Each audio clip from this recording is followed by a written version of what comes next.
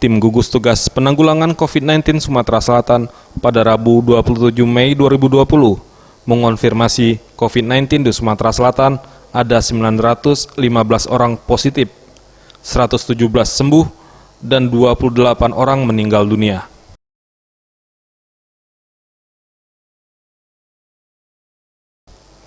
Juru bicara gugus tugas COVID-19 Sumsel, Yusri, mengatakan kasus tambahan berasal dari Palembang, Banyuasin, Lubuk Linggau, Ogan Komering Ilir, dan Muara Enim. Sementara itu terdapat 1.706 orang dalam pemantauan dan 281 pasien dalam pengawasan, serta 1.979 sampel spesimen yang masih dalam proses pemeriksaan di Balai Besar Laboratorium Kesehatan BBLK Palembang. Pulangkan 92 orang dan masih dalam proses pemantauan sebanyak 1.706 orang. Kemudian PDP atau pasien dalam pengawasan jumlah total secara keseluruhan 488 orang dan telah selesai dilakukan pengawasan sebanyak 207 orang dan masih dalam proses pengawasan 281 orang.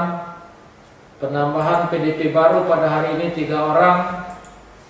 Kemudian yang ketiga yaitu sampel yang dilakukan pemeriksaan di laboratorium sebanyak 3.276 orang yang terdiri dari OTG 2.547 orang, PDP sebanyak 595 orang, dan ODP sebanyak 134 orang.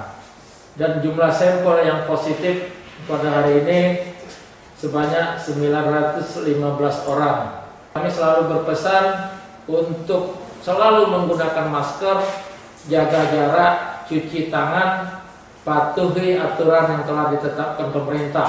Lindungi diri kita, berarti kita sayang dengan keluarga kita.